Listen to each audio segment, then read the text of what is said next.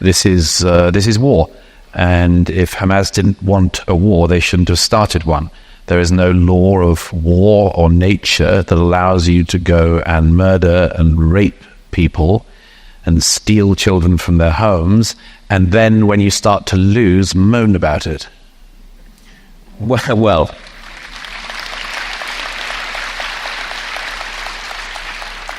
you don't need to have sympathy for Hamas's moaning to have sympathy for the moaning of the tens of thousands of dead women and children in Gaza. Well, there aren't tens of thousands of dead women and children. The Hamas figures they give out are 30,000 dead, which is terrible, although that's about 3 months of average killing in Syria for the last decade, but which I, again, didn't see getting much attention in Sydney, London, or New York. But it would require,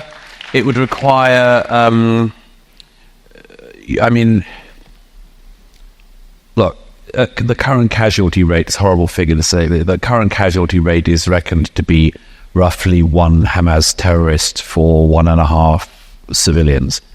That is, as a military historian Andrew Roberts said the other week, a better ratio than any other army has managed in recent decades, which means ever, because until the late 20th century, people didn't care about this, but with the British and Americans in Iraq, we managed, when clearing Fallujah and Mosul, when ISIS were cleared from Mosul, it was thought that there was 1 dead terrorist for every 4 innocent civilians. So on that scale, it's the idea for doing better than any army has in recent decades, which means ever. But I suspect that the people who oppose Israel in this are not really concerned about those details, just as they're not concerned very much with which river they think that people are talking about and which sea they think it's going to. Or there was a woman in New York the other week filmed saying from the mountain to the sea, and she couldn't quite explain which mountain either, but so any mountain will do. There was a guy in London actually with a from the river to the sea thing, and a friend of mine, Constantine Kissin, he went up to him at this protest and he said, what does your sign say? And he was like, it says the river to the sea. What does it mean? Oh, I don't really know. And Constantine said, well, where did you get it? And he went, a guy over there gave it to me. And I said to Constantine, yeah, it's a very normal thing to do of a weekend, is just like walk aimlessly around the streets and a stranger gives you a sign and you just go, yeah, that's Saturday's sorted. At least it wasn't the bloke out here giving him a turd in a jar. Yeah. A Sydney welcome. But okay, look, we can quibble all day about, the fact is there's a humanitarian catastrophe going on. There was a humanitarian catastrophe. Israel first. Yes.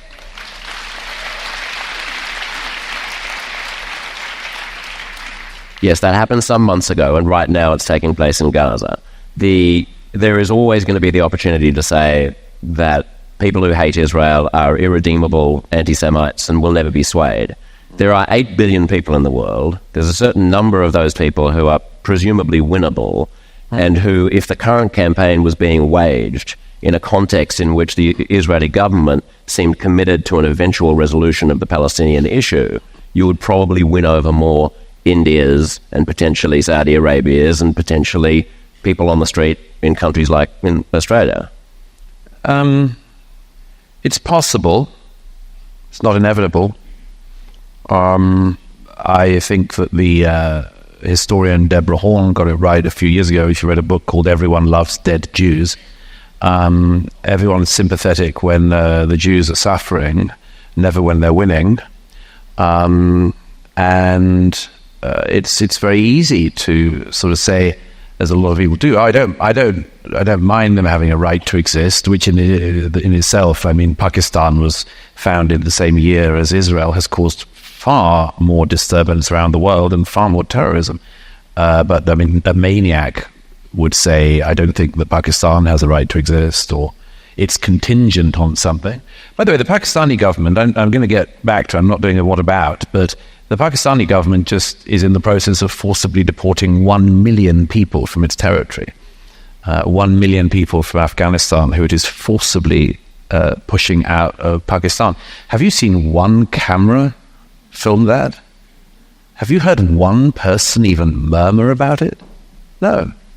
Nobody cares. Nobody cares unless it's Jews doing it. And you can definitely win over some right-thinking, sensible, sane people who might watch the national broadcaster in any given country in the West and think this is just horrible and can't it just stop? And I understand that. But I would also ask them to have sympathy for an incredibly difficult situation. After all, Israel is, it's understandable that they might be, let's say, careful or cautious about handing land over to Palestinians when they know what happened in Gaza after 2005. I was in the middle of the Gaza Strip in November or December, and I said to I was with an IDF colonel, and obviously because I'm from England, I can only do small talk in such circumstances. And I thought of asking him, "What do you do?" But I knew, so I was almost stumped. I thought of asking, "Have you come far?" But I also knew the answer to that. So I went with the old fallback of, "Do you come here often?" And but actually, I mean, it was a very chilling response. He said, "I've been here before." I said, "When were you last here?" He said, 2005, when I was pulling family friends from their homes. Israel completely withdrew from the Gaza in 2005, handed it over to the Palestinians. The Americans and others said that there should be elections in Gaza. There were, in the totally bliss for the Palestinian Authority and others. No Jews, all ours. International community pours in billions of dollars of funding. They have the opportunity to build a state and all of the goodwill of the world. The Gazans vote for Hamas, and then Hamas kills its opponents in Fatah and throws them off buildings, shoots them in the back, drags their bodies behind trucks through the Gaza, and rules it for the next 18 years, which of course is the length of lifespan from birth to the end of formal education. 18 years, they could have created a new generation of Gazan Palestinians trained for a great life, to have the life that they could deserve. And no, Hamas didn't do that. They poured the billions of dollars of funding that was meant to build Singapore on the Mediterranean, and they plowed it into building tunnels underground. And they, in the case of Khalid Mashal and the others, they bought themselves luxury penthouses in Doha. That's where your money went. Excellent. That's where my taxpayer dollars went. Brilliant. And given that, why should Israel be pushed by the international community into trying the same experiment again? My challenge always when I'm elsewhere in the region is, why are the other countries in the region not interested? I mean, I have an Egyptian friend who was born in Gaza when it was Egyptian territory. Egypt, of course, has a border with Gaza, something that seems to keep amazing some journalists I speak to.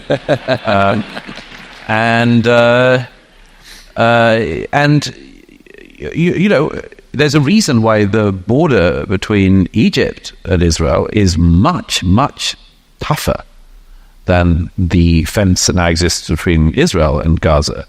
The Egyptians don't seem to want the Palestinians.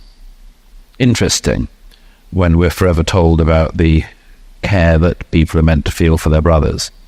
Queen Rania of Jordan has had a very bad war.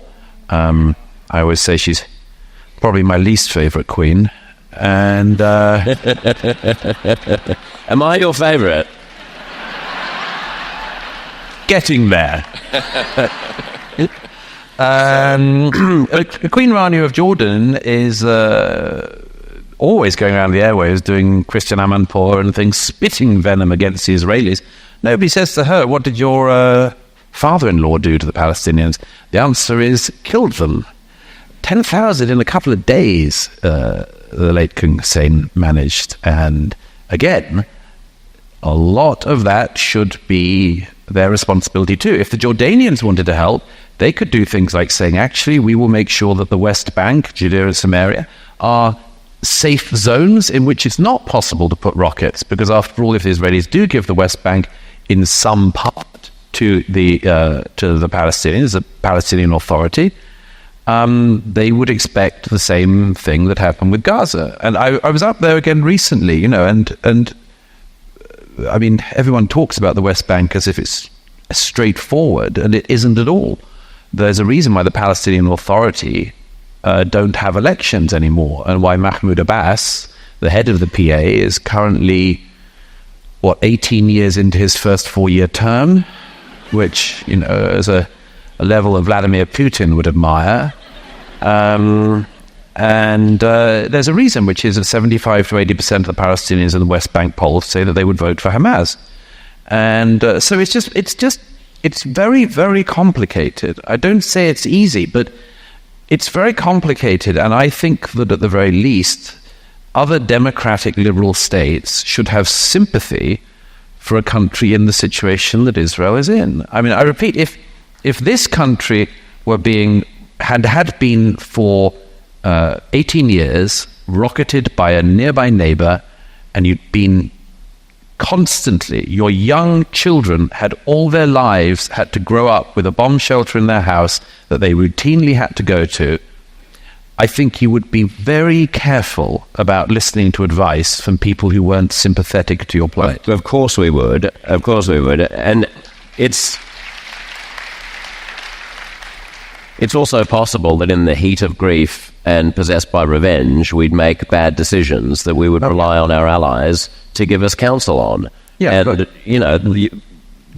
which ally would you listen to? Name one.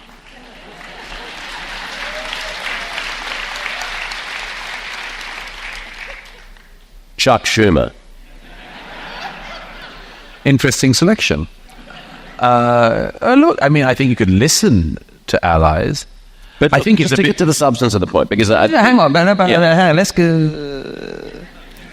Name a country that you would listen to if Australia's national security was at such risk, you were being put through horrors and terrors, your children being stolen, your women being raped, your men still held in captivity. Which country would you trust to know more about your security than you? Well, I'm not kidding about Schumer. I mean, if you're talking about the highest-ranking Jew in American history, who has a lifelong dedication to Israel, who has bona fides up the wazoo, who broke with his own President Obama over the Iran deal and backed Israel over Obama in opposing the Iran deal, who came out, if people don't know the news, came out this week and last week and said, and I quote, "Netanyahu has shown zero interest in doing the courageous and visionary work required to pave the way for peace. Even before this current conflict, he won't engage responsibly in discussions for a day-after plan for Gaza." Now, this week, Israel designated more than 2,500 acres of West Bank land for more settlements. Smotrich, the hard-right finance minister, said, and I quote from him, "Even as there are those at home and abroad who seek to cast doubt on our right to both Israel and to Judea and Samaria, we're advancing settlement." So the Israeli government is basically saying from the river to the sea, it's all ours. No. The Schumer is saying, guys, you're going to lose us. With respect, Smotrich, I must say, disagree with his politics. Smotrich is not saying that what you would have under that plan would be the world's ugliest border, as Zippy Livni, the former foreign minister, said. If you travel around the West Bank, there's some places where clearly they're going to remain Palestinian, some places they're clearly going to remain Israeli. You'll have some even more bizarre version of the current border, which effectively exists. And the West Bank is the areas of the West Bank where the Palestinians are pretty much run by the Palestinian Authority. They have their own budget. They have their own almost everything. They have their own police force. Yes, but the point is that people like Smotrich have no intention of that ever becoming a state demilitarized or otherwise. I think that there is enough consensus across the political board in Israel that means that it is perfectly possible at some point, if it was understood that the Palestinian Authority actually didn't want to cleanse the West Bank as well, that you would have some kind of agreement. The point is simply that in any case, it's the wrong time to be talking about it. It's so strange that after October the 7th, people like Secretary of State Blinken immediately said, this is why we need to double down on the two-state solution. Why? Why? To give another state after a massacre and reward another act of terror? No other country had to do this. In fact, when every other country I can think of has suffered terrorism on an infinitely lesser scale than this, we never just gave in to them. Quite the opposite. We always said we won't give in to terror. When the IRA were bombing London in my childhood, Margaret Thatcher's view was always the same, which is we will never give in to the terrorists. And the more they do violence, the less we will give in to them. I think. But what if the cycle of brutality creates more terrorists? Well, it can do, but the only alternative to that is to not do anything when you're attacked, which is not viable. No, there's an alternative, which is you try to get Hamas in the context of providing a long-term plan as well. Well, you don't rule out saying that. Well, you can't say the Palestinian Authority isn't going to run Gaza, the international community isn't going to run Gaza. Well, therefore, there's just going to be a occupation of Gaza in perpetuity. Netanyahu has published a plan of sorts. It's quite a thin plan so far, in my view, but it is a plan. It is a plan he came out with last month.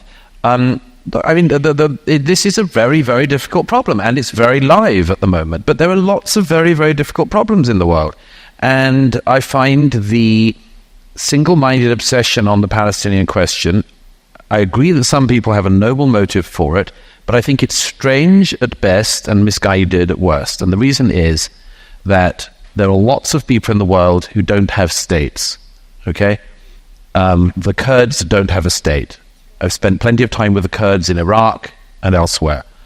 They do not carry out suicide bombings against civilian targets. They do not behead women. They do not go out on massive rape sprees. But they don't have a state, and the international community doesn't seem to be dedicated full-time to giving them one. Why? I don't know, other than this question again of why the obsession about the Palestinians. All my life, well, certainly since Oslo, I always heard this same foreign policy consensus from Australian politicians, from British politicians, from American politicians and others. They always said the same thing. They said, solving the Palestinian-Israeli problem would unlock all of the other problems in the Middle East. Yeah? All my life I heard this from left and right. First of all, by the way, obviously not true. Obviously not true. There could be a Palestinian state with its leadership based in Ramallah, as it currently is, tomorrow, and Yemen's economy would still suck. Okay? The economy of Yemen would not boom just because the Palestinians had a state. Just because the Palestinians had a state, the mullahs in Tehran would not suddenly stop hanging gays and give women equal rights. It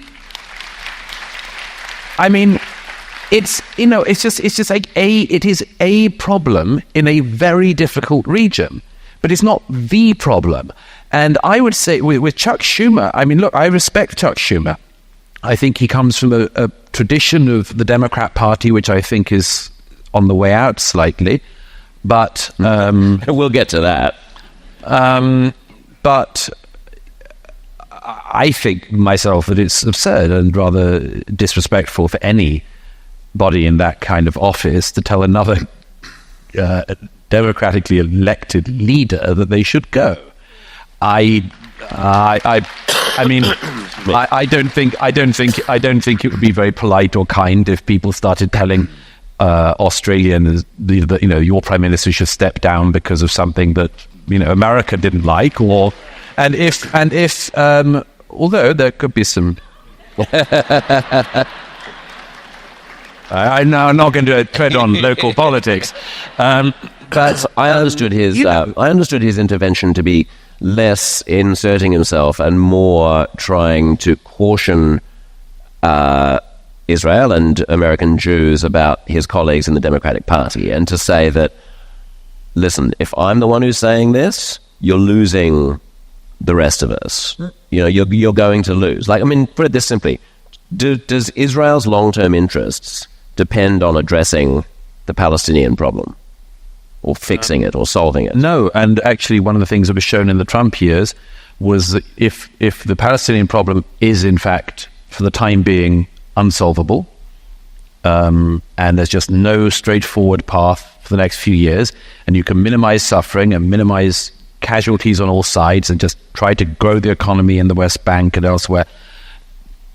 If that's the plan, that could work rather than leaning endlessly on the two-state thing. But the crucial thing about this is that across the region in the Abraham Accords, we saw there was another way.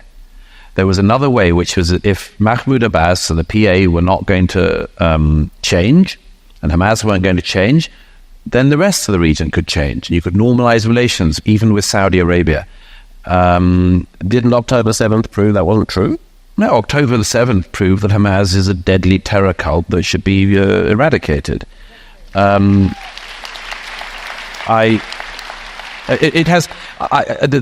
of the bits that I cannot bear that I get from a lot of media is this idea that, as it were, the Palestinians have no option but to do October the 7th. It's a profound insult, not least to the Palestinians. Plenty of people are benighted in the world. The GDP of Gaza is not bad compared to much of the region. Life expectancy for a man in Gaza until the beginning of this war was a little bit higher than the life expectancy for a man in the east end of Glasgow. Okay? It's an interesting thing to note.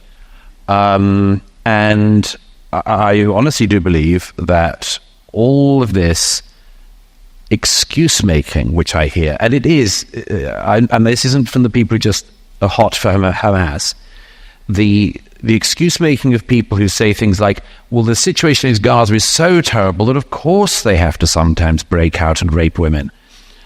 I don't buy that. I don't buy it at all. There are plenty of people in much more beleaguered situations around the world who don't do that.